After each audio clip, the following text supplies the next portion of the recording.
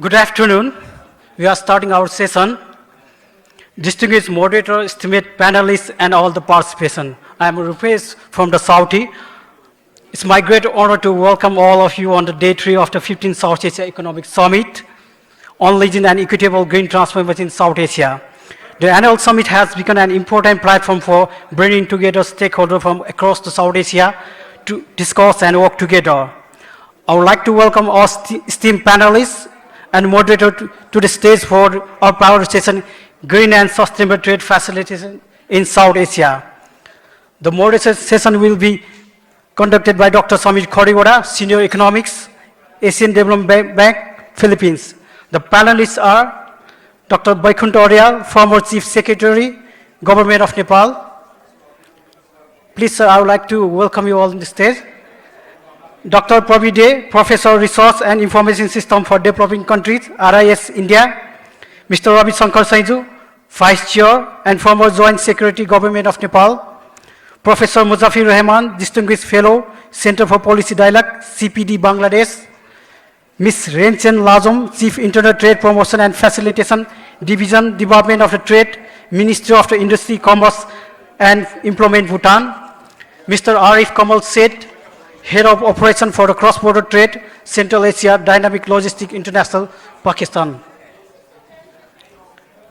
Now I will hand over the session to the moderator, Dr. Khoriwada.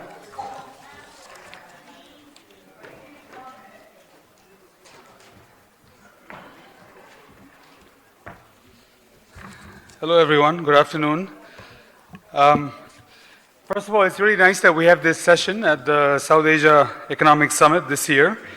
A little bit about myself, and I will start our conversation this afternoon. My name is Samir Khoriwada. I'm a senior economist at the Asian Development Bank, normally in Manila, Philippines, but lately I've been in Dhaka, Bangladesh.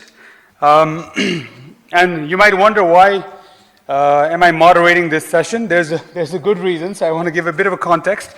Besides being an economist, of course, but more it's to do with our work in the region. So ADB has been preparing program loans and project loans in the space of trade facilitation. So we've been doing this for the last 10 years in this region. For example, in Nepal, we started working with Customs, Department of Customs, about over 10 years ago. We have done a couple of big programs here on customs, and we have an ongoing program as well. Recently, I led a program in India on logistics, trade logistics. This has been ongoing for several years as well. Trade logistics, of course, is not just for trade, but also about national supply chains besides the global supply chains. So we've been doing that as well.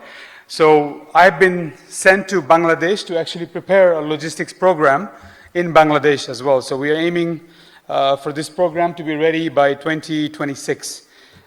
Similarly, we are replicating these types of programs in Pakistan, in Uzbekistan, elsewhere in Central Asia, and also we have done a bit of this work in Indonesia as well. So this kind of gives you a context why ADB is so involved. First, ADB is very involved in this space, and the reason why that is the case is because, of course, first, starting point is trade is good, but then good trade facilitation is important for trade. So that's the basic idea is that. So today I have a very distinguished set of panelists with me. So what I will do is, instead of having a speech from here, I'll just sit over there and then I'll ask questions and I'll interrupt whenever I can. So try to keep it a bit more interactive. And then once we do a couple of rounds of questions with the panel, then we'll go to the audience. If that's okay with everyone, I'm going to go sit over there and I'll start my questions. Thank you.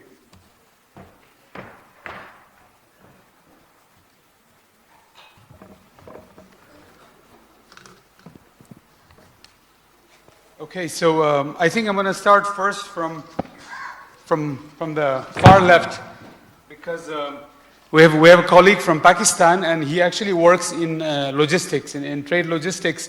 We were having a conversation the other day, and I told you about how ADB is working in Central West countries in the logistics sector. I wanted to understand a bit more about, how you've been involved in facilitating trade between Pakistan and Central West, and perhaps you can share some of the lessons for broader South Asia as well. Over to you. Thank you. Hi, everyone. My name is Arif Kamal Sayyed, and I'm working in private sector in a private company, Dynamic Logistic International. Pakistan trade network is expanding, particularly after COVID-19. And I just spoke to Mr. Owais Khan that Pakistan is doing TIR these days from Karachi and different cities of Pakistan to Central Asia and beyond, which is a significant achievement. Pakistan has transit trade agreements with Central Asia, Uzbekistan, Tajikistan, and Afghanistan. As a head of operation for the last 17 years, I've changed, I have seen many changes in trade between Pakistan and South Asia with Afghanistan and Central Asia. If I give you an example of, like I said, TIR. Anyone know about TIR here? Only Owais Khan knows. It's a CMR Geneva Convention. TIR is a service in which you can, put a container on a vehicle, on a truck, which can go up to 5-6 countries who are TIR signatory. This time, only Pakistan is doing TIR because of the, geopolitical issues. I'm sure India is also TIR signatory, so it would have been, like you guys will be moving the truck right from Kathmandu through India, crossing Pakistan, Afghanistan, and going into Central Asia.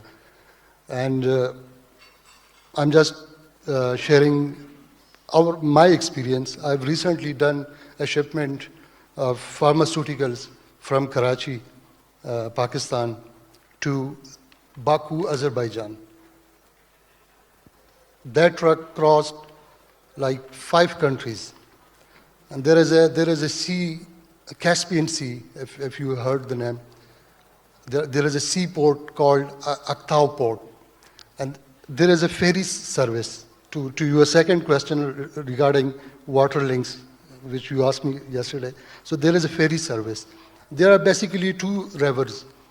I'm also adding that part of your question. One river that is connecting Afghanistan with Central Asia, with Uzbekistan, which is called Amu Darya, Amu River. And there is a ferry service. Like you can put a container on a ferry, and it will cross the water border inside Uzbekistan. And there is another example of Caspian Sea.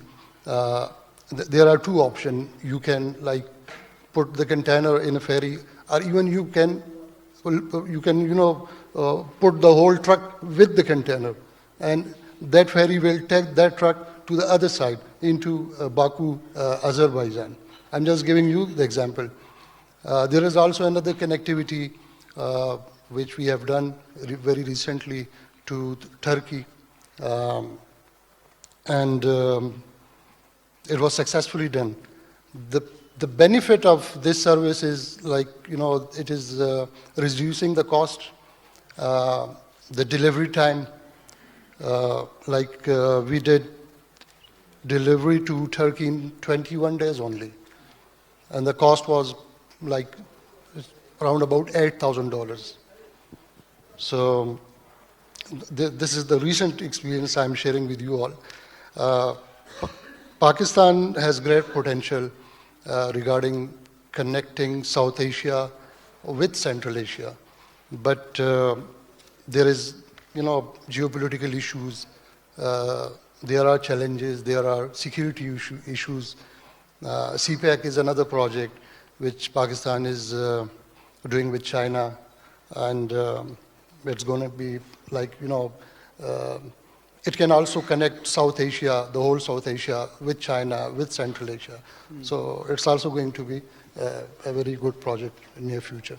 Thank you so much. You know, listening to you about the TIR and how the trucks can move from Pakistan and across different borders into 5 countries, you know, actually the reality for us is quite different, actually. So I'm gonna invite our former Chief Secretary, Dr. Boykunda Aryal, because, you know, in case of Nepal, you know, even though we have made a lot of progress in the space of customs reform, as you know very well, that, you know, the challenges of trading across the border, just in India, right? And that, what Arif mentioned is actually music to my ears.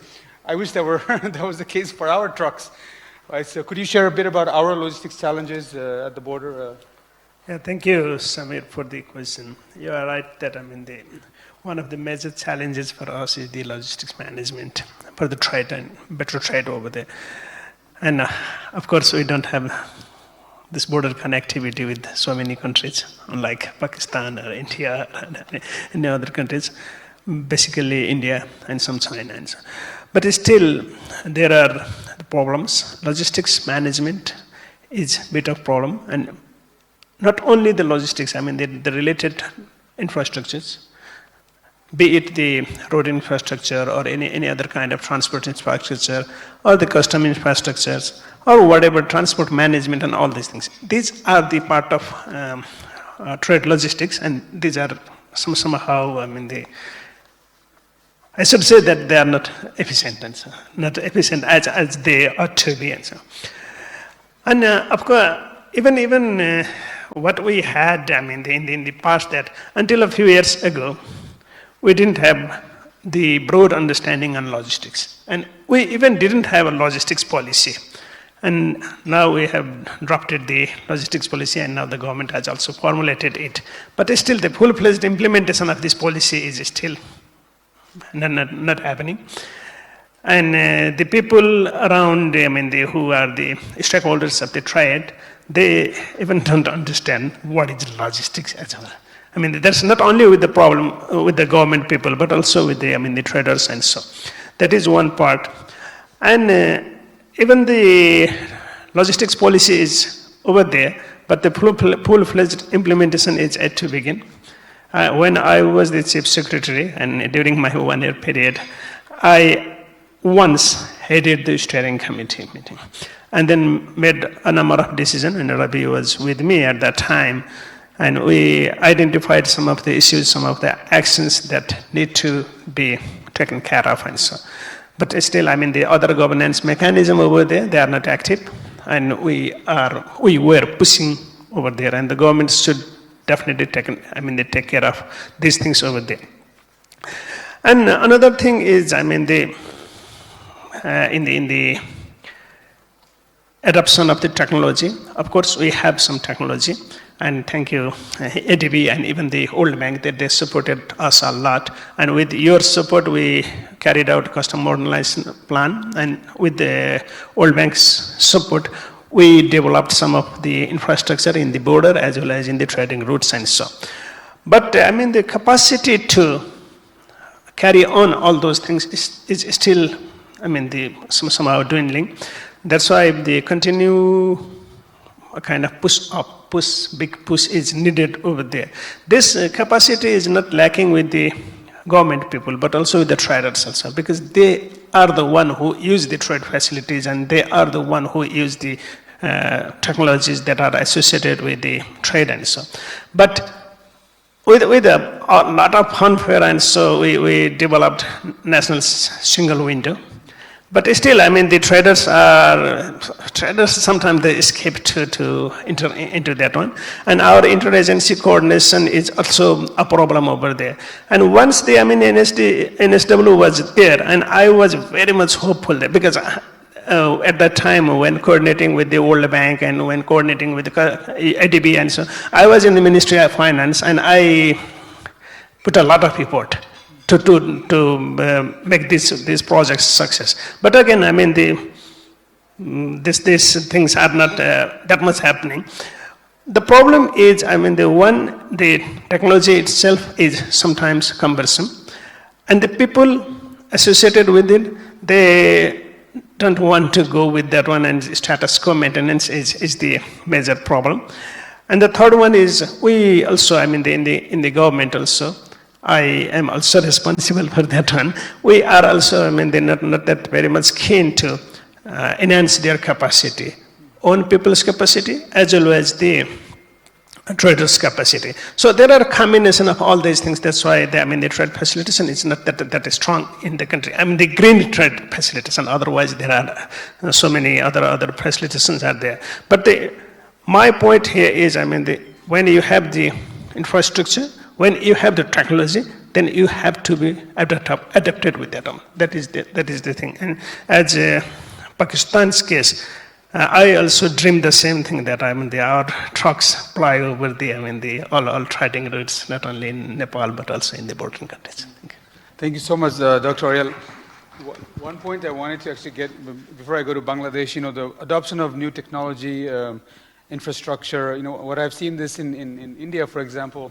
When we talk about the logistics sector, today we're supposed to talk about greening of logistics, green trade facilitation. One aspect I have noticed in India is that the decarbonization of this sector in general is through technology adoption as well. I've seen this in customs, you know this very well. Can you share some experience from India in terms of what are the measures that have been taking place in some technology adoption? And one aspect that Dr. Ariel rightly mentioned is capacity.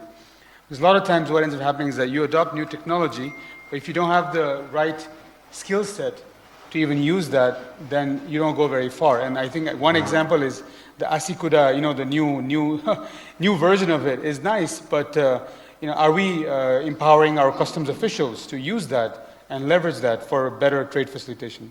Over to you, Dr. Day. Okay. Thank you very much. My intervention before I start, I'd like to thank Swati and for the hospitality, for the invitation. And the initial introduction, I like to start by saying that the region, by and large was integrated geographically, is got disintegrated. And we are trying to do another integration. But at the moment in the region, if you hear very closely, a lot of deconstruction is happening. And we have an eminent persons, several of them who have seen all the phases in the last 8 years, like Professor Rehman Soban, who is sitting in the audience. One of the few, such dignitaries I have come across who have seen all of them. It's a pity that in the region that we live and we the moment, anything you look for a trade facilitation, transportation, connectivity, it's not there actually. It's there in my mind. But let me come back to answering to your questions, that what the Indian government is doing by and large, introducing sustainable and green trade facilitation. Primarily, I have said this in the latest issue of the Trade Insight of the Swati. I have written it the way I thought. But to answer to your two questions, India, if you look at India's commitment in the WTO Trade Facilitation Agreement, India's commitment into several other regional and sub-regional commitments, India is more or less, because of its technology, particularly the digitalization of the trade process, procedures, India is almost a champion. 99% in average is success rate. Okay, this is anything you do as I'm a champion. It's only kind of thing that you are doing until we don't talk each other and we make the person or the country falling behind to be a super champion. Then anything we do, it doesn't work actually. Because when you are talking about international trade, first of all, my principle is that I leave set aside my nationality. In the international trade, if you are become a nationalistic, then it doesn't work actually in the sense. So what we see then, the government of India's policy is the current one. Indian government is aspiring to be a developed country by 2047. The way Indian going to celebrate 100th year. They came out with a vision, master plan on different segments of infrastructure, be it road, maritime, etc., etc. There is no point of repeating all those. The one which required to be added here, because it talks about the software aspects at the last mile, also beyond in the neighborhood, let's call Gati Shakti. This is the master plan of Gati Shakti, and the third edition, which is launched a few months back, it talked about regionalization of Gati Shakti. But don't think that, it is India is coming and imposing something. No, it is not like that, basically. So this is one. Second is India is also looking at EVs, biofuels, hydrogen oil fuels, many others, solar, non-conventional, putting into in the transportation, because trade is the highest emitter of, than the production itself in terms of CO2 emissions. So government's policy is to hit at the bottom, and that's what we see at the farm level, but we don't have much time to discuss on that. And greening the trade corridors. I close by giving some examples, answering to your questions. One is the customs single window. India's version is we call SWIFT. 99% of international transaction is through SWIFT. Anything which is coming with the bulk papers, no, you are not a trader, smart trader. So this is one way India is really successful. Second aspects is that India is also introducing, with the help of its digital technology, that if you are an importer, certificate of origin, if it is by Pakistan or Bangladesh or Nepal, Bhutan, anyone, earlier we used to submit in the bill of lading, the import bill. Mr. Rajan is also here, I believe, somewhere. Please make me correct, because you are the correct person handling that. India has allowed e-certification of COO, certificate of origin, online. Now, in the last budget, India said that please just self-certify. You don't have to go to the Chambers of Commerce or Association. So this is, I think, one way India has done quite well. Second is, it is not yet matched by any other trade partners. India's next plan is to extend this ECOO filing to all our FTA partners, including Nepal, and everyone in the South Asia. Second point, which are other arrangements like sanitary and phytosanitary certificate. We call it e-phyto. So India is also planning, had already done an experiment submitting. The one I'd like to also add here, that CPTA United Nations cross-border paperless trade agreement. We call it UN CPTA. Bangladesh is one of the countries who has signed it, but Bangladesh, because of its lack of capacity, they have signed it, but not yet implementing. Then, there are a lot of gaps in it, because I have seen it very closely. India is also considering to get into the CPTA, because there are at the moment 17 countries who have ratified. So once, I see the large economy, which is aspiring to be 1 trillion export by 2030, getting into a paperless trade environment, it has a very strong ripple effect in the neighborhood, also in the larger audience. Last, please look at the one, I don't know why Nepal has not yet come, or Bangladesh, Bhutan. India silently has signed mutual recognition agreement in the form of authorized economic operators, AEOs. Silently on 16 countries, including China, Russia, America. I can go on adding the name of the countries India signed MRAs. Authorized economic operators means that your customs and my customs, they talk in the same language.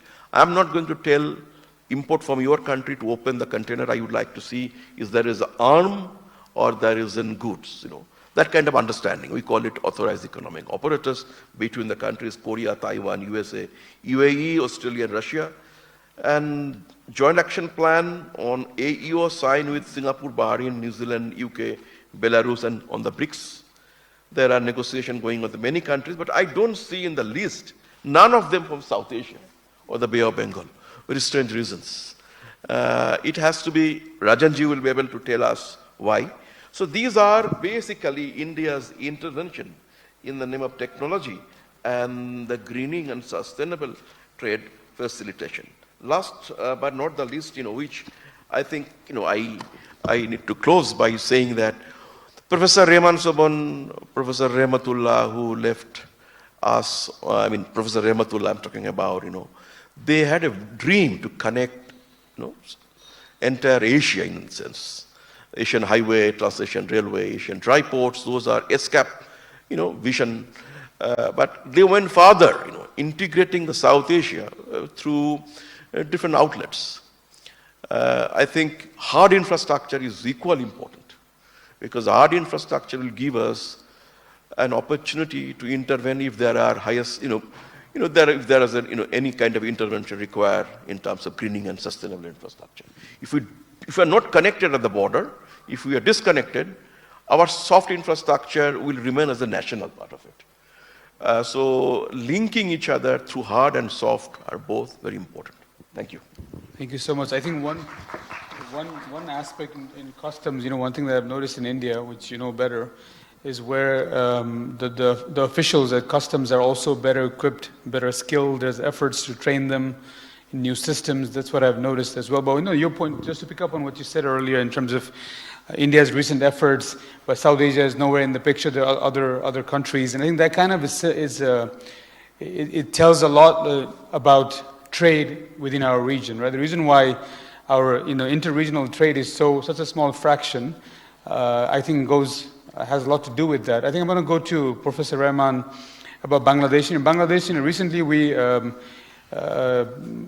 been preparing some background work on logistics development, and World Bank did a really nice study. You must have seen it on logistics. And one of the challenges in Bangladesh is on institutional arrangements, right? So before, in the old regime, the Prime Minister's office was very keen on logistics, but now, as we all know, because of changes, that's no longer the case. So in the new administration, we haven't really found a champion, so to speak. Of course, everybody's interested. They realize the importance of logistics for trade facilitation, but there is no sort of institutional arrangement like there is in India, for example. So can you shed light a bit on this? What is the government doing in terms of setting up? Thank you, Samir. I think this is a very important issue because we have to recognize that if we have good logistics, it's also good business, and it makes competitiveness more deeper in terms of both regional trade and also getting into the global trading system. But let me also make a distinction between just trade facilitation and green and sustainable trade facilitation.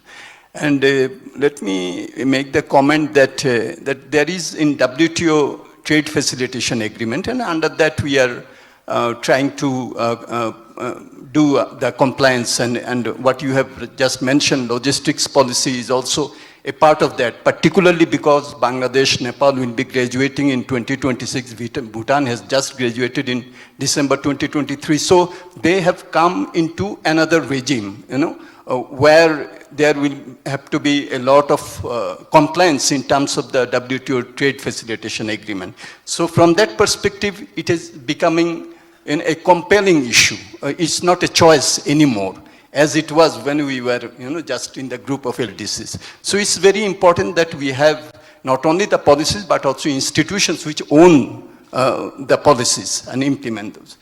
But this is WTO plus. When we talk about green and sustainable trade facilitation, it is WTO plus. And whether this type of requirements become weaponized as protectionist regime, that is also one issue that I would like to put before us, because all these green and sustainable trade facilities also require a lot of investment. Implementing the logistics policy in Bangladesh also a lot of investment, and if you want to green it, then more investment, okay? But it is required. Okay? So I think that one way of looking at it will be to also look at COP negotiations. We are talking about financing. So I think greening of trade facilitation is also one of the areas where we can bring the green financing discourse in play. The second point is, for example, we are also part of the BBI and MVA, as you know. And when we talk about logistics, we'll also have to talk in terms of regional integration of transport connectivities. So, or cross-border. For example, 90% of our imports, $14 billion, it comes through land borders. So, paperless trade, digitalization of trade, single window will require interoperability of the systems. Okay, so these type of interventions will require a lot of investment also. So I would like to also mention that if as a region we can participate in this discourse, then obviously the financing part of it will be helped. So this is one area which I think. The second is, for example, a number of times the issue of Bangladesh's import of energy from Nepal was mentioned. Okay, so it's just not import of or export of services, but how do you do it in an environmentally friendly manner? For example, if we would have imported this 40 megawatt from Nepal, and we would have to build, transmission and evacuation systems, then there would have been also a lot of carbon emission in the process of import and export, isn't it? But now we are getting into the Indian sub-regional grid, which is helping us to get the 40 megawatts. So it's keeping the prices low. It is also environment friendly. So we will have to find out not only just trade facilitation, but trade facilitation activities which are environment friendly. Okay. So, and Probir, for example, mentioned about mutual recognition agreements. I think these are the ways which can reduce the cost, reduce also the carbon emission type of things, and also comply with the requirements which are coming. I'm not questioning the veracity of the greening of the trade facilitation, because it is becoming a new normal. Yeah? If you want to go access European market under GSP plus, you will have to have this CABM requirements. So this is becoming new normal. But this should not be a stumbling block in terms of market access. That's the point I'm making. So in that context, obviously, you have rightly mentioned about the logistics policy, but I think global support and regional cooperation in terms of accessing those in an environmental friendly manner also becomes very important. Thank you so much for, you mentioned a very important point about the, so trade facilitation already was difficult. So now green trade facilitation might be even a bigger challenge, right? We were talking about this even yesterday when we were talking about trade in green goods and services. I'm going to go to our colleague from Bhutan, Ms. Lazom, who is the Chief of Internal Trade Promotion and Facilitation Division at the Department of Trade, Ministry and Industry and Commerce. Actually, ADB also has an ongoing effort. You probably know this. We are working with colleagues in Bhutan. Another colleague of mine works in Bhutan. So one question I have for you is, of course, yesterday I think it was a colleague from Bhutan who talked about the, trading is already very difficult for a landlocked country like Bhutan. So when we talk about greening measures, maybe there'll be another way of creating a non-tariff barrier, right? So it's a real possibility for many countries. So can you really elaborate a bit on what role that multilateral organizations can play in working with countries like Bhutan, and also the infrastructure gaps you have in Bhutan? Over to you. Thank you very much. Namaste, good afternoon, and Kuzangpula, distinguished panelists, esteemed participants. As the moderator has already introduced me, I don't need further. I think it's very important that the esteemed panelists have already mentioned this lot of constraints that we as a LDC or a developing country is facing with regard to limitation, not only in terms of technology or resources, but also in terms of the cooperation ourselves within or among ourselves and the commitments. For me, I would like to begin with a positive, proverb or saying that where there is a will, there is a way. So together we can actually find solutions and ways to deal with or address these challenges that we are facing currently. addressing the infrastructure and the investment gaps, we need a lot of multiple stakeholders, collaborations within and outside the country, and I think the public-private partnerships is very important, and also the initiative to go digital is one way forward to address these challenges. And if I may cite an example, Bhutan has actually initiated a very successful project called Digital Jukyo Flagship Project, whereby the internet and mobile connectivity has been expanded to the rural areas, and many peoples that made the lives of women also easier in terms of accessing the global market and within the country itself.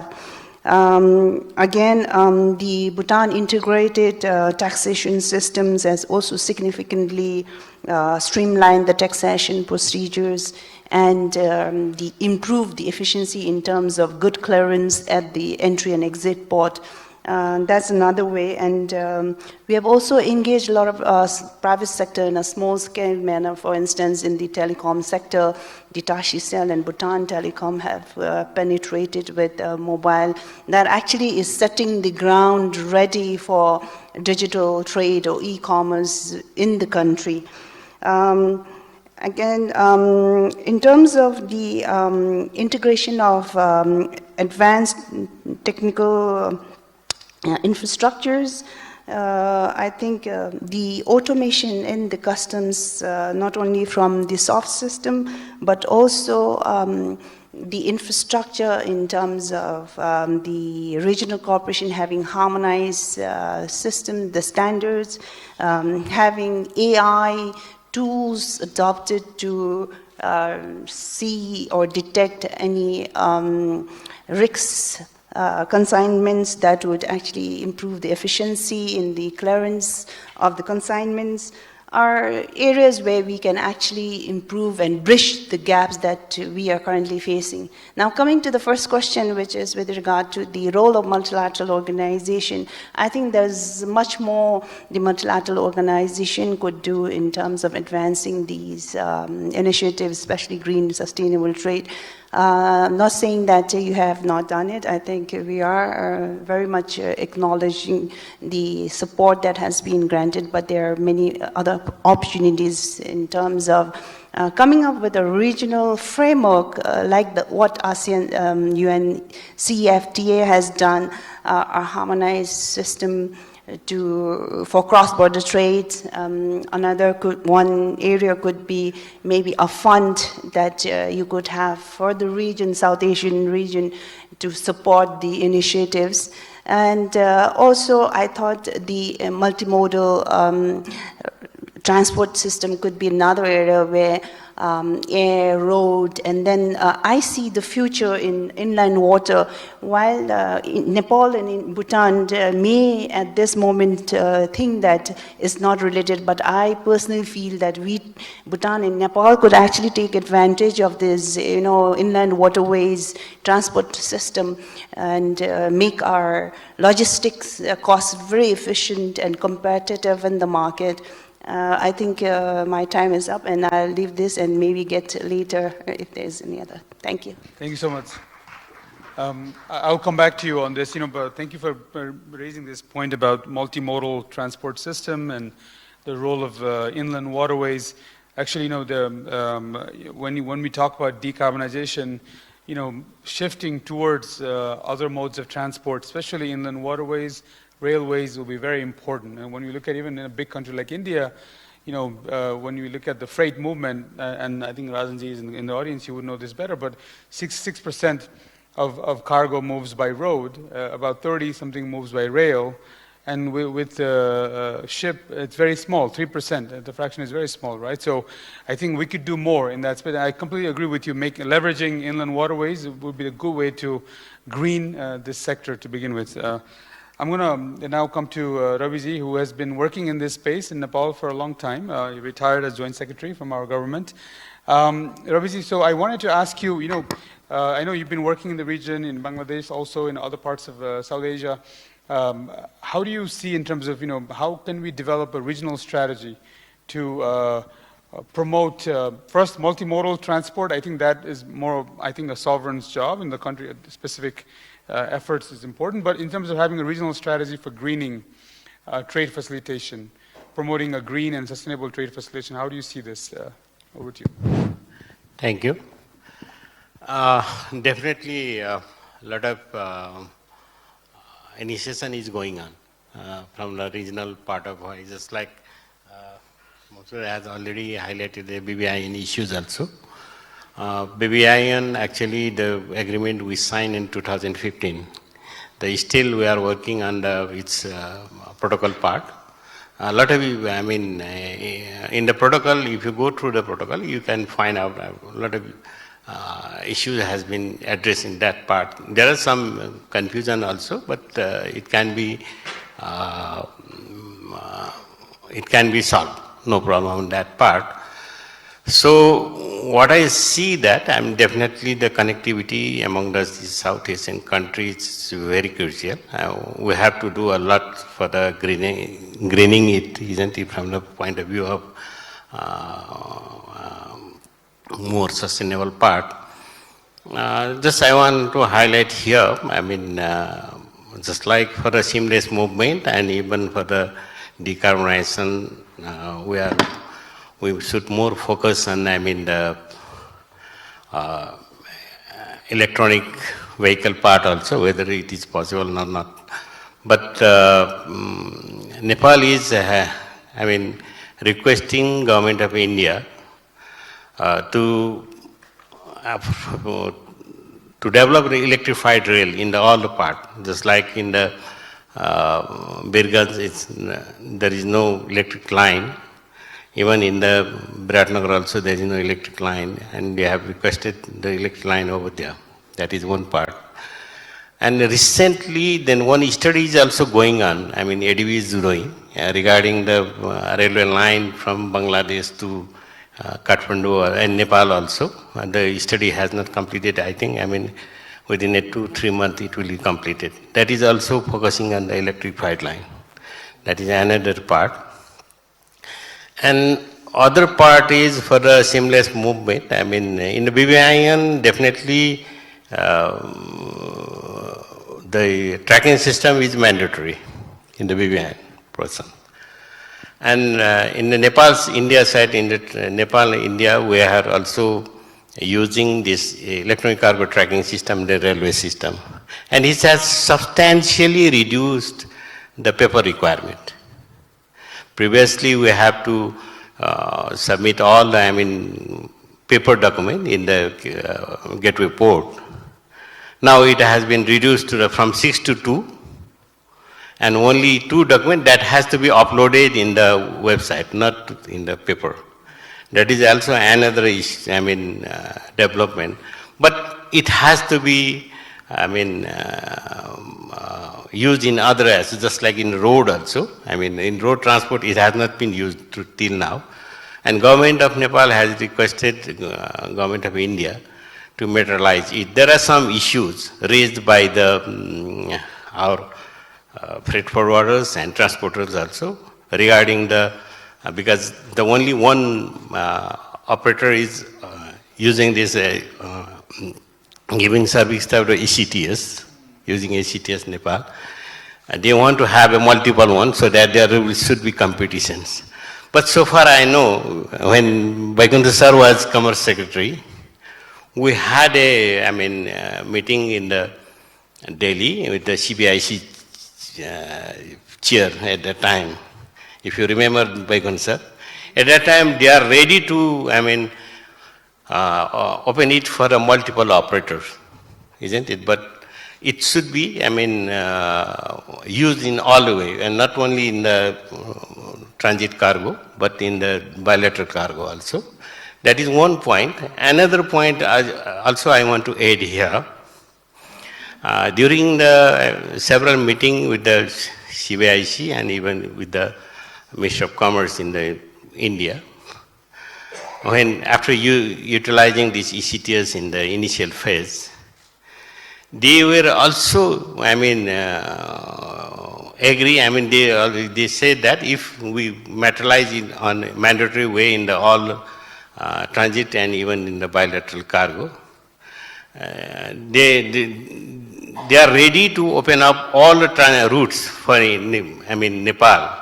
Because if you go through the transit treaty and trade treaty of India now with the Nepal, you can see they have mentioned all the routes from Calcutta to here. But they want to release all these things because after having used ECTS in the containerized cargo in the truck and railway, they are ready to open it because they can track from the tracking system. That is the things. So a lot of issues are there. Even we can do, but still the BVN is not going fast. We have to get it materialized, isn't it? Then we can get benefit from all these things. Thank you. Thank you. For those of us who do not know what ECTS stands for, it's Electronic Cargo Trading System, Tracking System. So let me go back to Dr. Pravir Dey in India. So you heard from Raviji there. He talked a lot about ongoing efforts with India. I've been to actually the Birganj customs. I've been to different customs offices here. We have an ongoing program where we're trying to promote paperless customs, right? And also risk management system as well, because a lot of times actually still many of the goods are examined.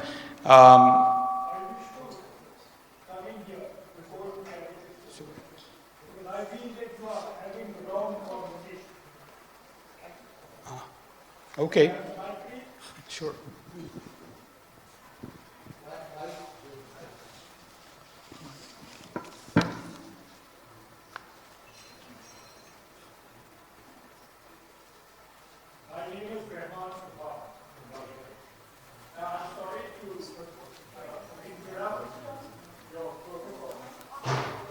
What I find very disturbing is that this conversation has been going on since 2008, at least in the SAES meetings, about the various ways in which you can then sort of facilitate the process.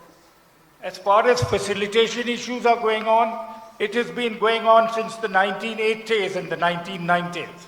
And various exercises have been done. I'm sure if you are working in ADB, your ancestors over there will have laid out quite a lot of work done on this particular area. Now, point I wish to make is that the bottom line is not what marginal progress you have made in various forms of trade facilitation. The question is why in 2024 we are still having this conversation. Our friend from Pakistan has told us that presumably in the post-Afghanistan situation, he is now in a position to carry goods in an uninterrupted way all the way into Central Asia and even into Turkey. Now here we are sitting in South Asia, and you cannot load a truck in Kolkata and deliver goods to Dhaka, even though India is exporting $20 billion worth of goods to Bangladesh. It has to be offloaded at the border and then reloaded over here and then carried to Bangladesh.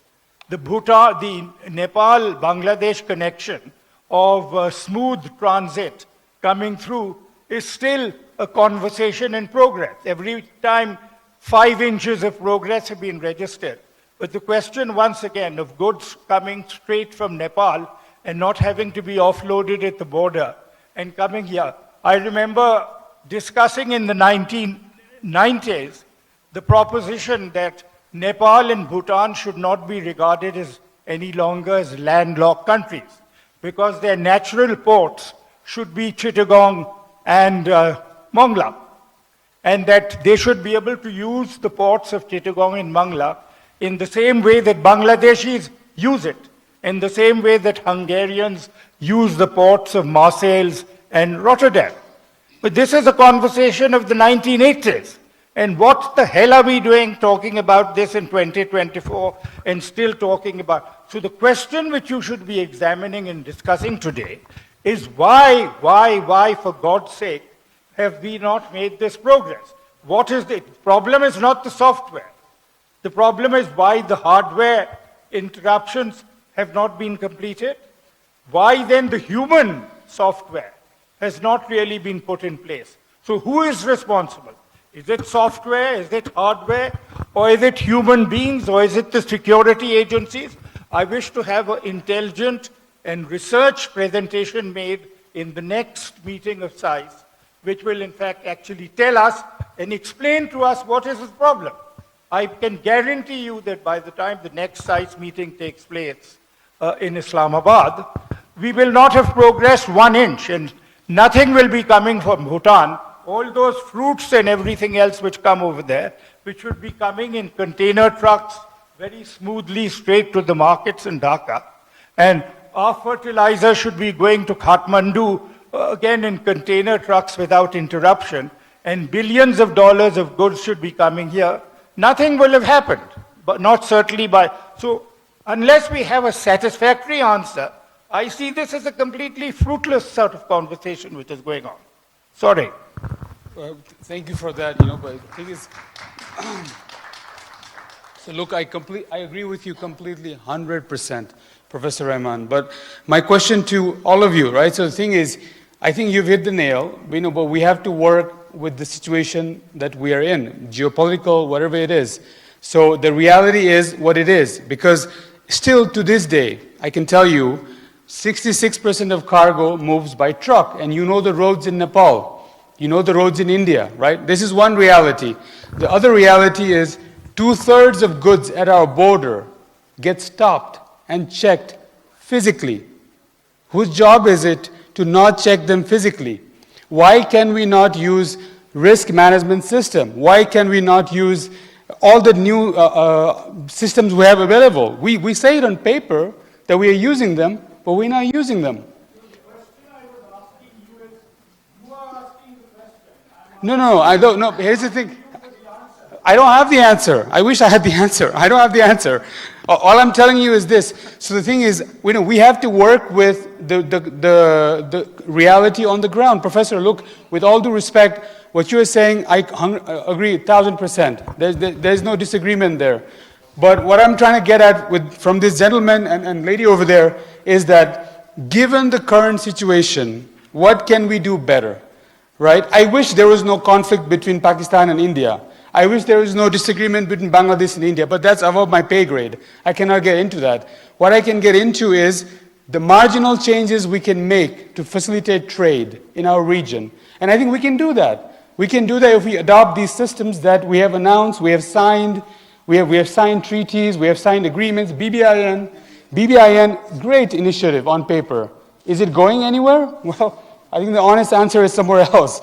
There's a colleague in the back who knows where this is going. So anyway, look, I'm going to carry on the conversation. We can have that type of conversation maybe over coffee or drink, but let's just carry on with what we can do given the reality we have on the ground. So let me go back to our former chief secretary. With that, so now we have heard gentlemen in the audience. So maybe we can have a slightly more honest conversation about the challenges. But in our case, I think, to be honest with you, as a Nepali, I've not lived here for many years, but our challenge is very fundamental: infrastructure, lack of adoption of technology, lack of capacity. These are basic challenges. So again, I'm going to go back to Chief Secretary. Can you tell us, in terms of trade facilitation, what is the biggest challenge for Nepal for trade? Thank you, Samir. And thank you, Professor Rahman. You just picked a very, very sensitive and very good, pertinent issue over there. The same thing that we have in our mind also. Why it is not happening? Because we are in South Asia, and everyone wish, our trade goes uninterrupted everywhere and so. But this is not happening. This is the reality. And there are so many hurdles, so many obstacles. And when I was the Commerce Secretary some 3 years back, I also tried a lot, to get things done, like, the BBIN. Why not it's moving? What are the problems and what? But, when you talk about trade, and it's not in the purview of one single country only. It's the purview of all other trading partners, the trade-related countries and so. So, I mean, there are many issues. I mean, the one issue that Pravir mentioned, I was advocating for this mutual recognition agreement since long. I mean, I don't know why it's not happening in South Asia, but when India has already signed with so many countries in the world, not only in Asia, but also in the global partners. I was always thinking that, when my accreditation agency accredited something, then why not India? Indian accredited agency, they accredit or honors that one and recognize that one. And why it's not happening? And so I had that point for the second question also. But anyway, those are the things that are not happening. And when we talk about this inland waterways and we put it in the transit treaty with India in the recent amendment. But there are a lot of other hurdles, like in the infrastructure and probably the careers and everything over there. And another one thing is we also agreed the agreement with India, this railway service agreement, and our railway, our own Nepali railway, if we want to ply on the Indian rail tracks, that can happen now. Not only we don't need to depend on the Indian train, the railway services and so. So these are the things that are happening in the paper, of course. But in having in the paper and doing in the practice is a bit different, and there are a lot of other hurdles too. As I said, one is probably the mutual recognition of each other, and then another one is as Rahman also said, and some other colleagues also said, why not this Mongla port, and why not other issues and so. There are so many other things. One is probably lack of skills to convince each other, probably, because it seems so, because we tried a lot. When I was the secretary and when I was the chief secretary also, we tried a lot. And Ravi was with me for many years, and we tried together also, but this is not happening. And technology creates some kind of room over there. Technology creates some, the familiarization thing also. But acknowledging others' technology is also important. When you have the software, what we did not do, they constructed ICPs along the border. So when I heard about ICP and we talked about it, this is the mirror effects of one customs to another customs. So you don't need to, do many things over there. Once it passes through one custom, then it's free. That's the thing. So technology adoption is there, and then honoring my technology by another country, honoring other technology by myself is very key. And that is the one issue. And for that one, you have to have the skills. For that one, you have to have the capacity. And for that one, you have to have the 24/7 uninterrupted type of services. That's what over there. So we should be committed for all these things. Right. Otherwise, the trade facilitation remain in the paper, but not in the practice. Yeah. Thank you so much, Dr. So again, I want to emphasize that I wish for a revolution when it comes to trade in our region, but that has not happened. So I'm going to focus on what changes we can make. So I'm going to go over to Professor Rahman. I know Bangladesh, with the LDC graduation in the next couple of years, in 2026, this is something that, of course, we are talking about trade in the region, but also trade outside the region is also very important for the long-term development and prosperity of the country. So can you reflect a bit on, you heard Professor Rahman there, can you reflect a bit on why things have not happened? Because this debate we've been having for the last 20 years. Yeah, thank you. It's difficult for me to contest Sir, but I would like to respond. I think the audience here knows that Sir was a member of the group of eminent persons which was set up in 1999. And the vision that they gave us that by 2020, we will have a preferential trading arrangement, free trade arrangement, customs union, common market, and an economic union in the South Asia. Sir, why didn't it happen? That's the question, sir. We also have. Is the political economy, sir. The last SAARC summit that we had is almost on a decade back. So at the end of the day, the answer to your question, you know it very well, sir, is the political economy and lack of trust. We are talking about the BBIN MVA. It started with SAARC motor vehicle agreement. And when the question was put that if a truck is coming from Lahore to Dhaka and there is an accident in Delhi, which court will decide where the complaint will be lodged? Will it be in Pakistan court or will it be in Indian court? Will there be harassment? So these type of things came up at the very last moment. And then we didn't have the SAARC motor vehicle agreement. We had only the BBIN motor vehicle agreement minus Pakistan.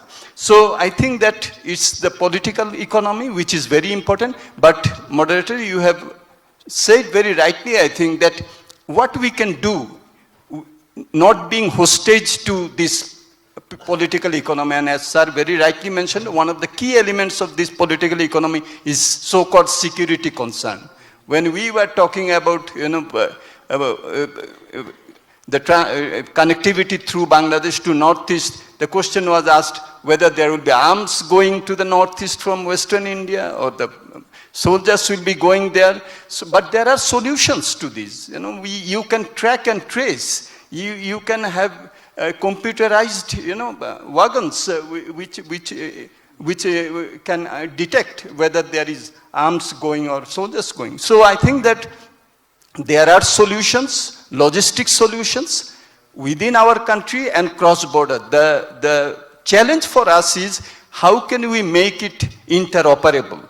Till now, I see that it is very country-specific. So you mentioned about Equitabletransformation plus and the new Equitabletransformation, but these will have to be interoperable if we want to have intra-regional trade.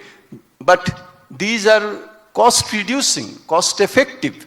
So these enhances our competitiveness also. So I think that the second-best solutions we are trying to find out without being hostage to the political economy in the region, sir. That's the challenge before our generation, perhaps, sir. I don't know whether we will see, the sort of vision that you have articulated in 1999, whether we'll see it in our life. But we have to go for perhaps second-best and third-best solution in absence of the first-best solution. And the better should not be the enemy of the best. Right. Thank you. Thank you so much for emphasizing that. As a student of Danny Roderick, Danny Roderick always says, you have to go for either a second or third best solutions. And I think in this case, it might be even fourth. It might be very small. It might be making a very small impact.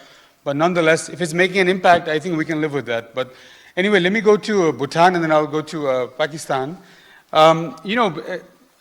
For countries like Nepal and Bhutan, if there was, what Arif mentioned earlier, trucks could move from Bhutan all the way to Pakistan or to Dhaka or to come to Kathmandu, seamlessly. It would be the ideal world, right? For traders and, exporters in our countries, they would benefit enormously, right? So what do you think? I mean, let's get at the heart of what do you think is the challenge? Besides being landlocked, what is the main hurdle?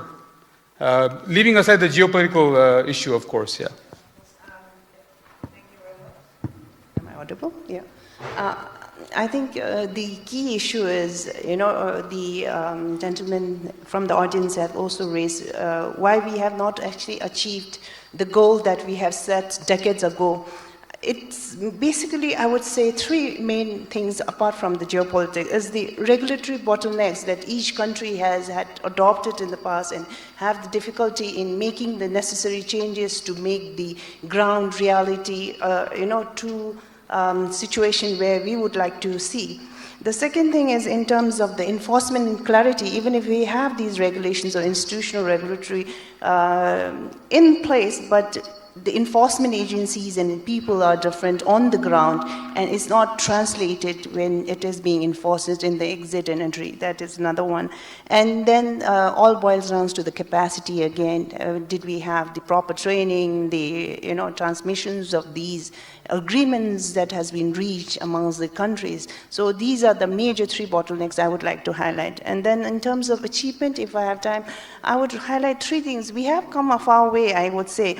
evidence from the volume of trade that is taking place amongst our own South Asian countries is one evident. The turnaround time has drastically improved of, adoptions of these AIs and digital. So also in terms of the products and services diversifications, if we compare decades ago and now, we have moved a long way in terms of product diversifications, both in services as well as in goods. So these are evidence of how we have progressed over the years. And then way forward, another three things that I would like to highlight here is adoption of technology is really key to success. We need to also explore the alternate market as well as the ways and means we do in terms of logistics that I have highlighted earlier, the multimodal rail and as well as the inland waterways. And finally, I would like to say that it's very important to have a harmonious standards, be it an agreement, mutual agreement among our sub-countries, or having a standard, that is acceptable so that the traffic does not get holed up in the borders for a longer period of time. And then last not the least, the most important thing is the expansion of the infrastructure that is required to carry on the capacity that we have. Thank you so much. Thank you so much. When I looked at the time release study, from if you look at some of the findings, recent ones, you do see that there has been a tremendous improvement actually in the border. So anyway, thank you for highlighting that. Arif, I wanted to come back to you. Yesterday we briefly talked about, there is trade happening between India and Pakistan, but through Dubai, right? So that has become the Dubai has been your mode or whatever you call it. So can you elaborate a bit on that, the trade between India and Pakistan?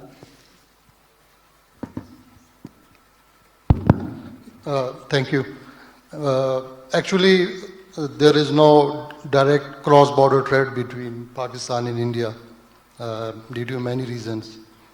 And as you said yesterday, right now I have 5 boxes coming from Nhava Sheva, which will be rerouting, touching Dubai, and then will go to Karachi.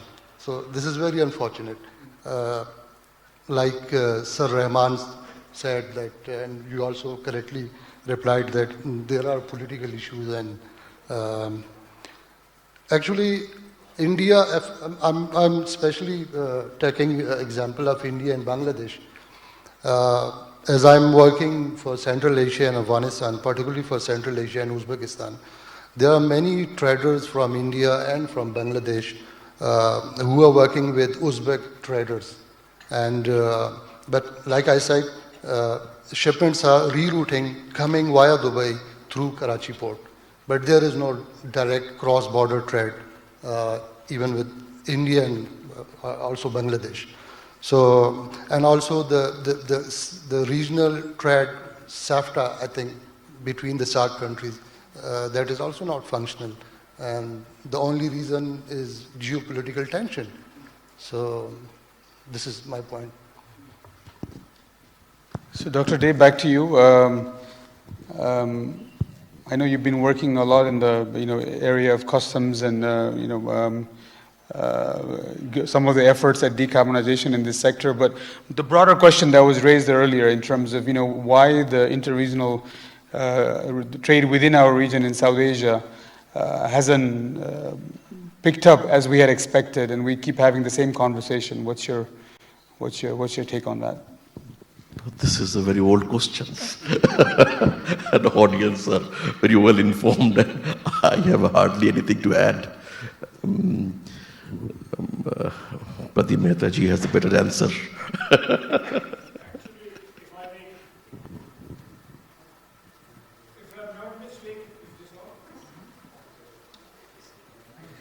far as Bhutan, Nepal, India, and Bangladesh are concerned,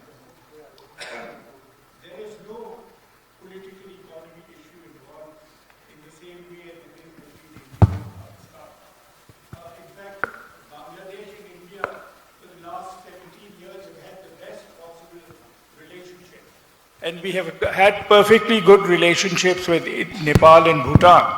So the question is, for example, in the motor vehicle agreement, you were talking about this being signed in 2015. Now, why amongst countries who are in a very harmonious relationship has this not become operational? That is the question. This is not a question of the second best. This is a question of why we are not realizing the fourth best solution amongst countries with having excellent relationships with each other. Unless you can diagnose this and have an answer, you will not be able to move forward. Okay. I mean, thank you, sir, for provoking our minds. Because of the time limitation, answering to your first questions and coming back to sir's, his intervention. Interregional trade, South Asia has remained 6%, and we all know the answer, but it has always been affected by the geopolitics. If you leave aside the geopolitics, there is no South Asia. So South Asia love to live with that, and we have a history, baggage of history. One quick answer is our production is not connected. We don't share each other goods and services. There are restrictions, there are barriers. We don't acknowledge the degrees and diplomas. We don't recognize each other's, and so many things. These are very set case for excellent PhD thesis for any type of universities in South Asia and also in abroad, So solution to it, we really do not know, but there is no harm putting some step forward, As I have seen it, working closely with, several, senior dignitaries, those who are also here, in the audience, former Commerce Secretary of Nepal, that the large country like India has an additional responsibility, always. The big brother, if you call them, or a benign brother, he has to move a couple of steps first, then other will follow. This is the past, and I have seen it. The relationship in the South Asian 8 countries, or presently, the Bay of Bengal countries, looks like a stock market curve, ups and downs, ups and downs. And for the last 70, 80 years, it's like that.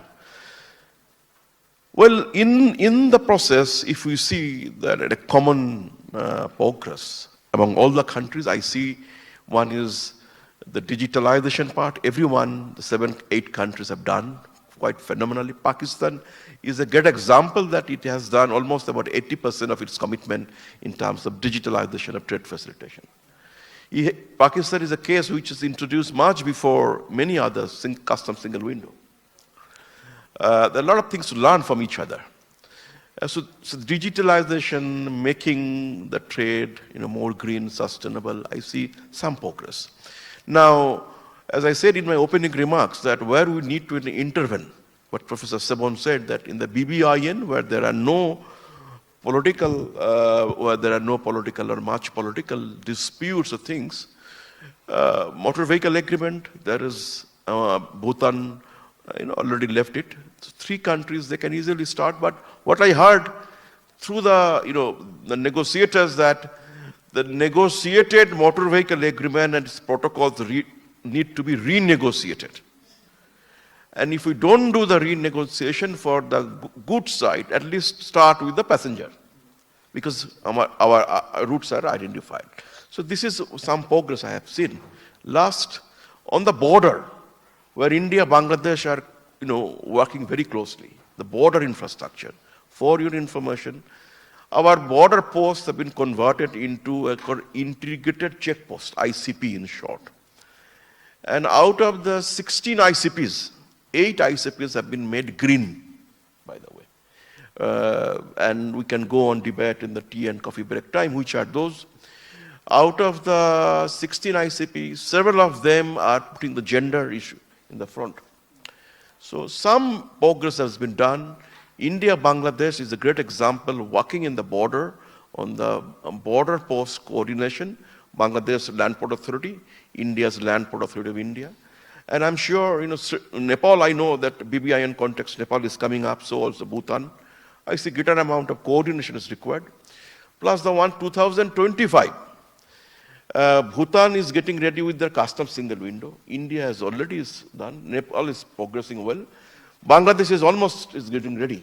So there has been discussion going on if the 4 countries, they have custom single window to go each other. So instead of, doing, it is a high time to do what Professor Mustafizur is saying, interoperability, at least in the BBIN context. Because both 4 customs, it is now, done digitally. So I think, this is the hope, Next South Asia Economic Summit, I'm going to discuss all those things. Thank you very much. Thank you, Dr. Ray. So I'll give since on BBIN, Raviji, you've also been working on this. 2 minutes on BBIN, and then we open the floor. I think we have to take more questions from the floor. I'm sure people will ask about this as well. So over to you.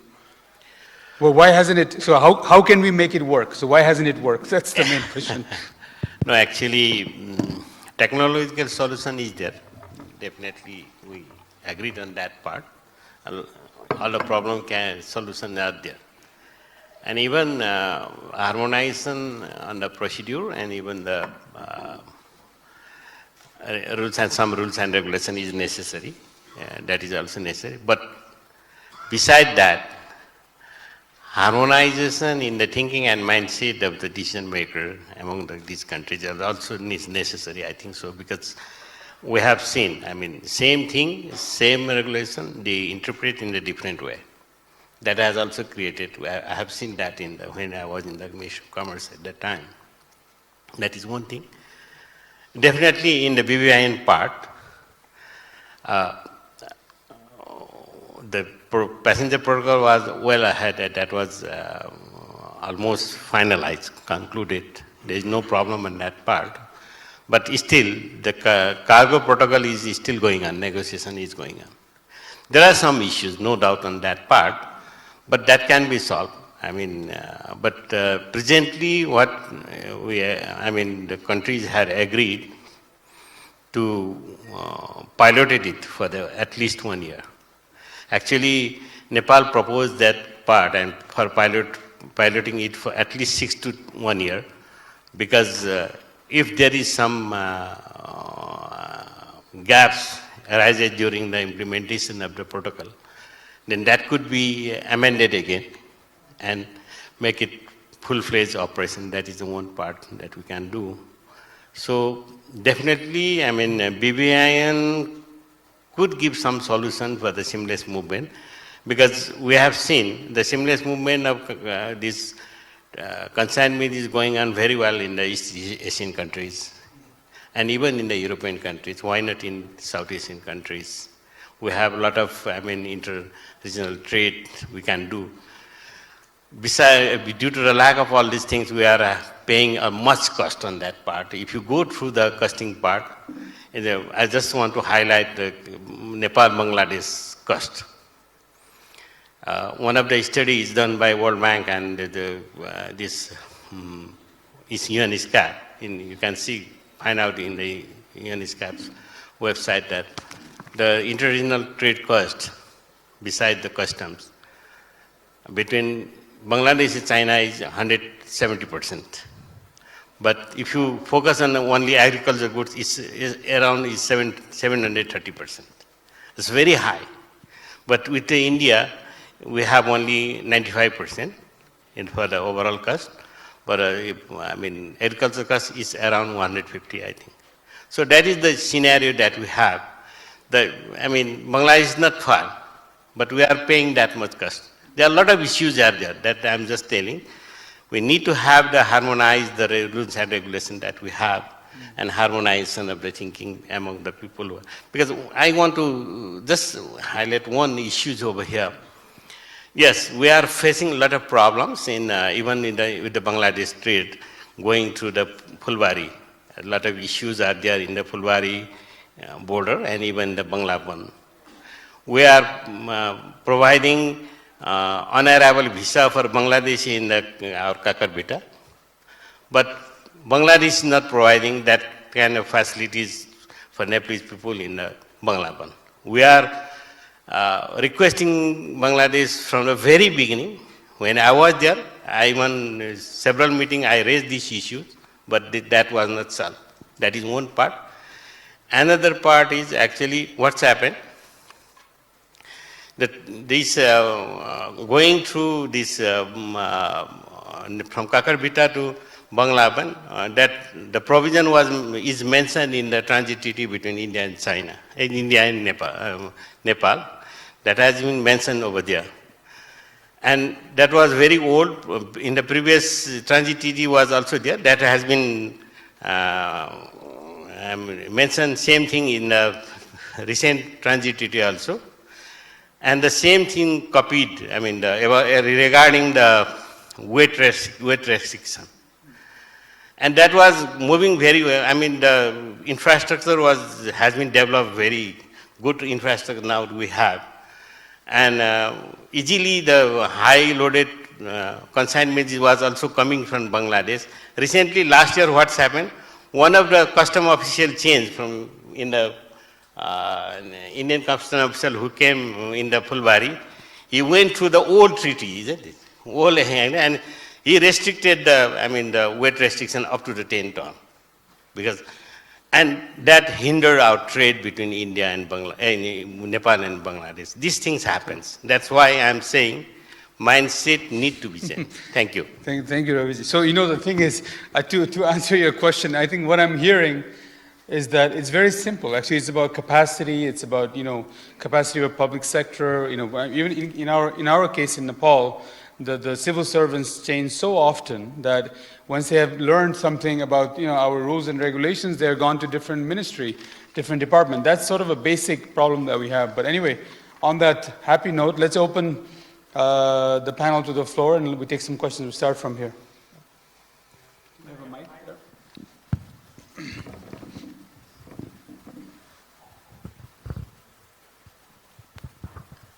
Thank you, moderator and all panelists, for your nice, insightful presentation. My name is Purushottam Moza.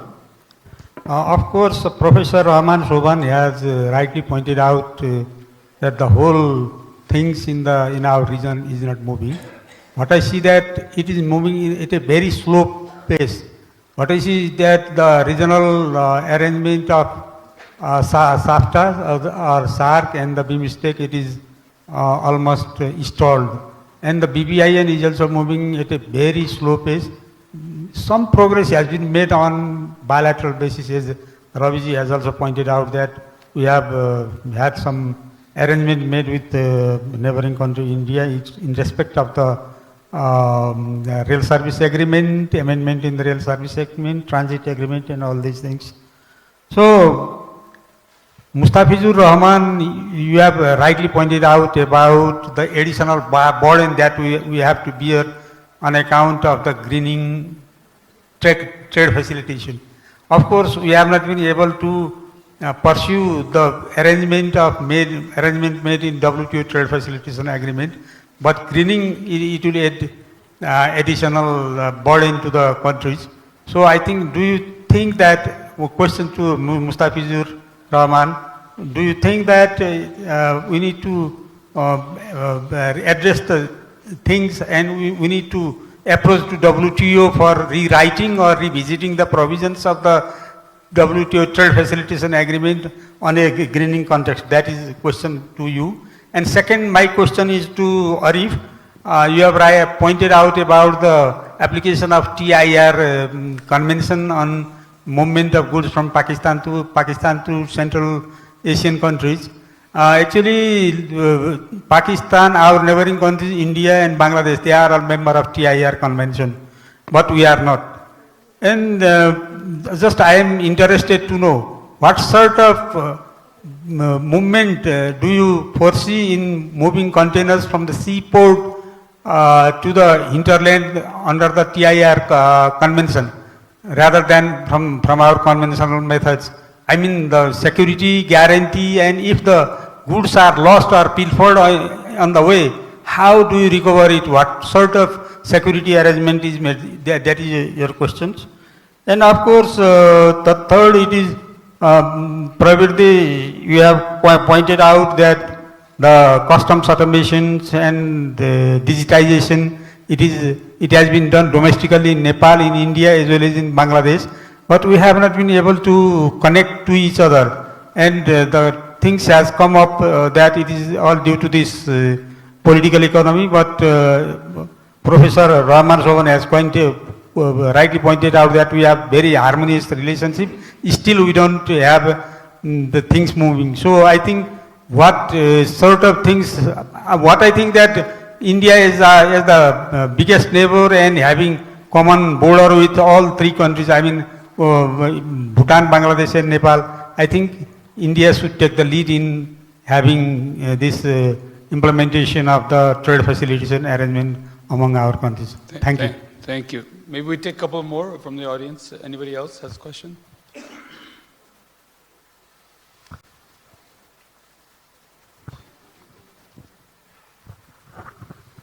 Thank you, Samirji. I have one question to Dr. Pravir Dey. Well, speed, efficiency, and transparency. These are the key components of trade facilitation. And you talked about Gati Shakti, infrastructure development, digitalizations. I mean, all these factors contribute to basically speed and efficiency. But transparency is needed to establish accountability of the government officials or maybe private sector. So here my question is, what are the initiatives government of India has taken to ensure transparency in trade facilitation? Thank you so much. Poshim, Rajanji, you have a question? Yeah, this is a topic of your interest. On BBIN, I know you wrote an article a while back, so maybe you can share your thoughts on BBIN. Thank you very much. I'm Rajan Sharma, a logistics service provider and a short-term consultant at the World Bank under trade and transport. See, logistics is a very big issue, and then it is not only confined within the country, but it is beyond countries and, you know, coordinating among different actors in the different regions. So there is a vast, subject. But what I want to insist here is that why are things not happening? That is the main thing. In BBIN, until unless I think we come into multimodal transport operations and amend it based on all the reasons, the Bangladesh, Bhutan, Nepal, we bring it into one line and, all of them adopt to that. I think BBIN will not be possible. If you go in the piecemeal basis, like Nepal has one regulations, Bangladesh another one, I don't think we can make it. Issue of security which has come up here is not a very big issue, because what we see is that India doesn't have a problem when we don't give them any documents when the goods are coming from Visakhapatnam to come up to Nepal. So if the tracking system is working there, it can work elsewhere as well. So we need to have integrated tracking systems from end-to-end logistics. I think that will help. Why things are not happening, part of the issue has already come, the mindset issue has already come. We have a very, very weak negotiation capacity, both by the private sector as well as by the government. It is the private sector that will have to, coordinate with the private sector in the different regions here within Bangladesh, Bhutan and Nepal, and push government with a given responsibility to each of them. And once that is done, it will, I think, make it happen.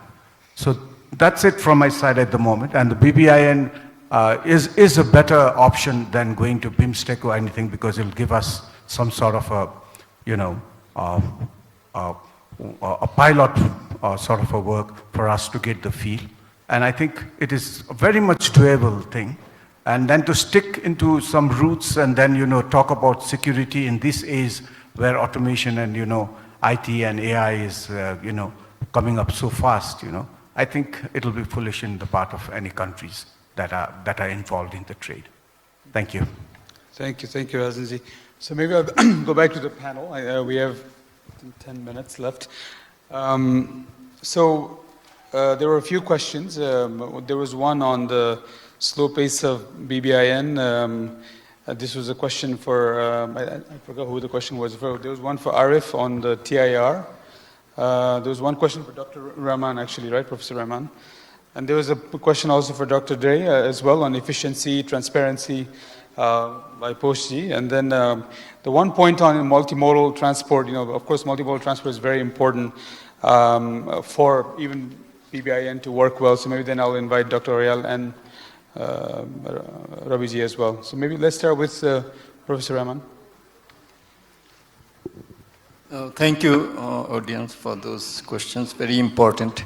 With regard to the WTO plus requirements in the context of trade facilitation, we cannot really contest it in the DSB, Dispute Settlement Body, because the WTO allows under its GATT Article 30 that countries can have higher standard.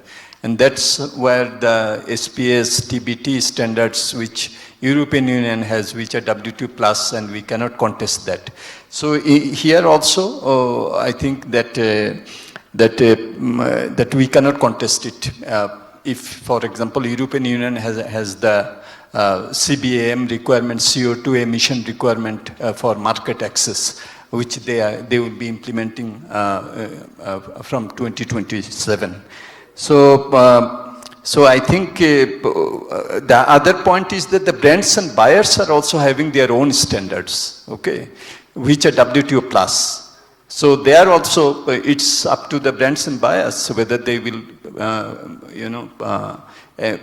take goods from enterprises which are not complying with WTO plus requirements. So we'll have to, in fact, adjust to the new requirements in the global trade, which are WTO plus, and that's where our own capacity building also comes in. I just also want to mention, because Sir mentioned about the BBIN MVA, which was signed in 2015, and the standard operating procedures have also been finalized.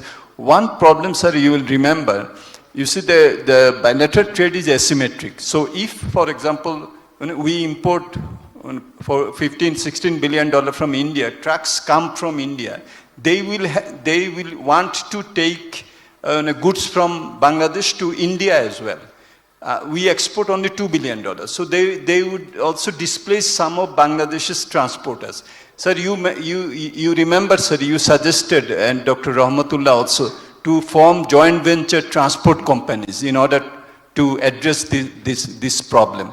So I think that some of these solutions will need to be explored, because there are also domestic transport lobbies which work against this, And the other weakness in the BBIN MVA is the cabotage. You see, you can bring the goods, for example, from India to Manila, but you cannot take back, you see. That's how the agreement stands. So this is also not, profitable for the transporters if they can't take back also the goods. So this is also one of the very practical problems. We will have to solve it. And the point about the BIMSTEC is very well taken. BIMSTEC is coming up with the BIMSTEC multimodal transport strategy, and there may be that, since we will be signing the BIMSTEC FTA, hopefully very soon, there will be a summit. So there may be, under the BIMSTEC umbrella, we can solve some of these problems. Thank you. Thank you, Professor Rahman. Maybe I'll ask Arif to talk about the TIR, and then I'll come this way. Thank you. To answer you, the country of origin must be, the first thing, it should be as TIR signatory country. And let me tell you that TIR is also a multimodal transportation. So if somebody is sending TIR shipment, they can send it in a vessel, and then it can be loaded on the truck as well. Thank you.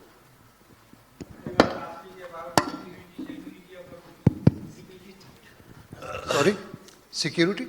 Security of the goods and security of the container. Yeah, there is insurance policy. It can be insured. Thank you. Yeah, thank you. In BBIN protocol, if you go through that, we are even in the BBIN whole negotiation, countries are negotiating only in the motor vehicle agreement.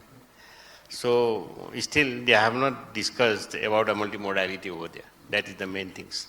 Maybe some other initiation is also going on, just like railway also later on, if the motor vehicle agreement went well, then railway issue will also be accommodated over there. Even the inland waterways issue will be there.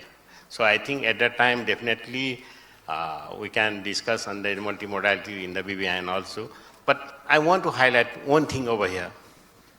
If you go through the transit treaty between India and Nepal, in the new transit treaty, it has been clearly, India has offered us, in Nepal, to utilize inland waterways of India. And they have provided to use the 3 port of inland waterways port in India. In that protocol, it has been clearly mentioned about the multimodality. So if we could, utilize that in an efficient way, that can be model for later on we can translate it in the BBIN vehicle motor issue also. So that will be the, I think, even if you go through the protocol with the China, transit protocol between the India and China, it has been tried to manage the multimodality in an efficient way. In the protocol, it has been mentioned that all these issues will be carried out by one of the committee over there under the chairmanship of, to Commerce Secretary. There is one mechanism. They can solve it in either way. That is the mention, that provision was there. We can have that kind of things over there also. There is also mechanism in the BBIN vehicle agreement also. That kind of mechanism is also there. So we can, BBIN can provide all authority to that committee, then they can solve it. I think so. Thank you. Thank you so much. Before I go to you, maybe I give a couple of minutes to Berkindaji here. Follow up on that. Yeah. Okay, thank you. As Rabi said, this multimodality can be added in the MBA too, and BBIN, if we can add up, and then we can scale it up and then bring it to the regional trade and so. I just have a couple of, the issues over here. Just take 2 minutes maximum. Professor Rahman, when you talked about, we are not moving ahead, but we have moved ahead a bit. Of course, it's not at that par that we wanted and so. For me, for the last so many years, if the trade facilitation has moved ahead by 1 inch, and if our efforts can move, it by 5 inches, that would be a great success. And so sometimes you have to have, they are kind of build up on the status quo things to some type of moving and so.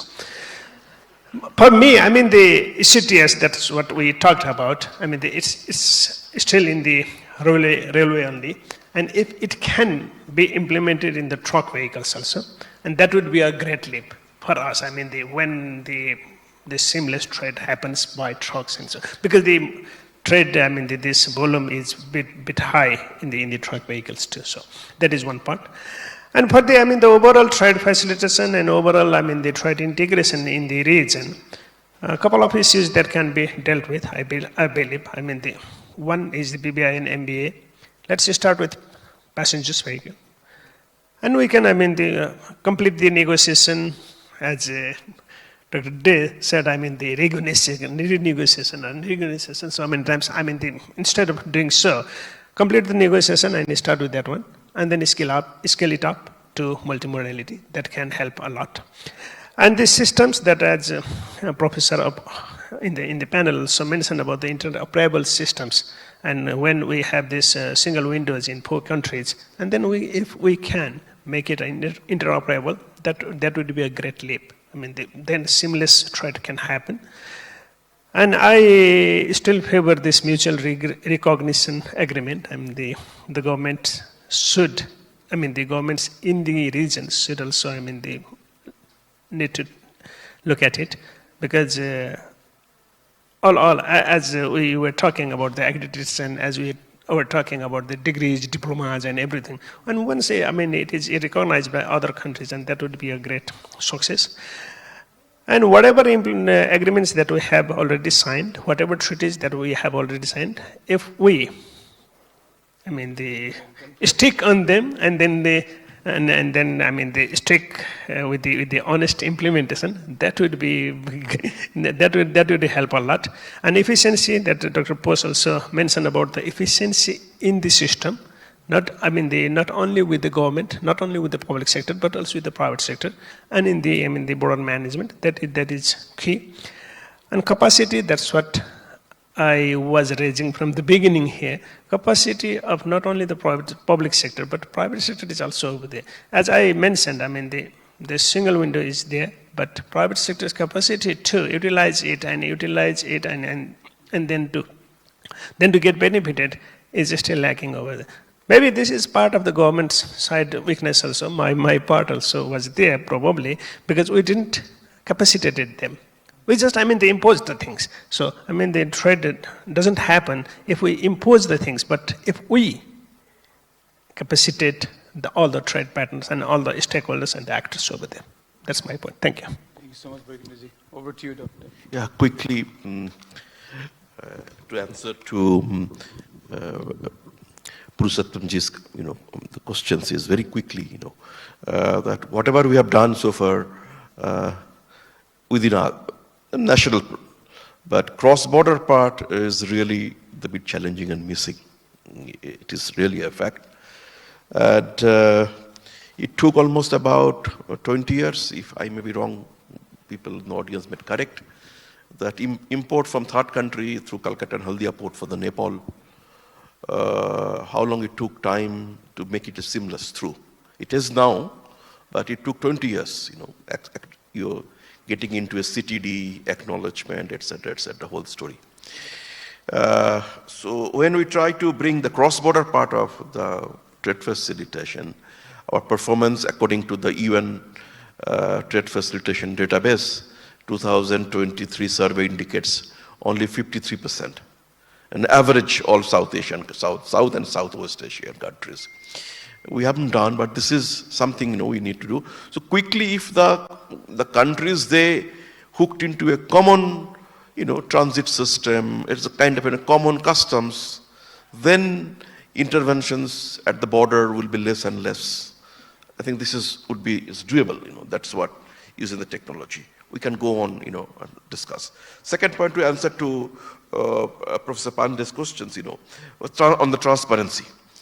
Well, India's customs, and like many others, that it's a big issue for the corruption, and we know it very well. I don't need to go in detail. Many of the PhD holders from India's Jawaharlal Nehru University did study on corruption in Indian customs, and they're doing a lot of international consultancy at the rate of ADB international consultancy rate. So if going by them, and if I look at the literature, what India did, first is introducing the customs single window. It has reduced the corruption, all the regulators and the people who are sitting there from a very high level to a low level.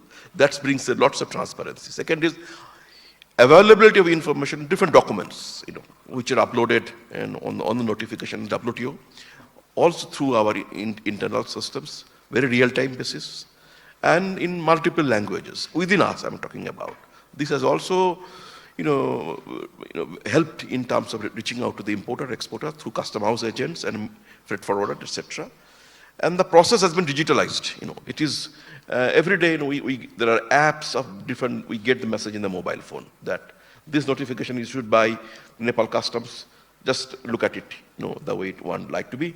And quickly, CIVIC, DGFT, FIO, and many other agencies, they have gone almost 100% in the digital forms. The green sustainable part. That everything, their notifications are also introduced on real-time basis through digital mode. No paper on that. India has introduced the Turant custom. Turant, Hindi word, it tells very quickly first. So these are all small thing plus RFID based, which our friend from Pakistan and Mr. Chair, he said the ECTS and several other systems are all actually helped reduce, improving our transparency. This should be a short, but this is really an interesting study proposal for the young budding scholar in Swati in the South Asia region, what we have done, in the trade facilitation fund. And, well, one I would like to add here, and then it is that India, in 6 ICPs, they are introducing full body scanner, so that any import from Bangladesh, we don't need to physically tamper. The Volvo scanner, it will scan the truck or a container load, and it will be a through kind of thing. That's what India is doing. But now, as I said in the beginning of that, if you are doing in the trade, if you are nationalist, it won't serve the purpose. So we have to help others to do the things, or use the Indian system as a joint facility for others to also to follow. Kind of a mutual recognitions kind of things. Thank you very much. Thank you so much. I think we have come to the end of our session. I'm not going to summarize what was said, but just a few key ideas and thoughts that I heard. Of course, I think many thanks to Professor Shovan Rahman for getting us to speak more honestly and clearly about the progress we have made or not made in the last 20 years, and then what we can do going forward, right? Some things I heard was on use of technology. Technology adoption is critical. Interoperability of different systems, also very critical. Capacity came a few times, and capacity is an issue for many of our countries.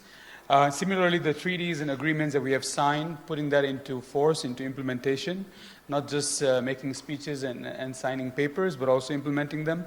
That's also critical. And we heard some lessons from Pakistan in terms of, being able to drive trucks from Pakistan all the way to Turkey. I think we would love to see that happen in our part of the world. So let's hope next time when we meet and talk about trade facilitation, we can actually talk about green and green trade facilitation, because today we talked mostly about trade facilitation. So I hope we'll have some good news to share next time when we meet. With that, let's give our panelists a big round of applause. Thank you so much.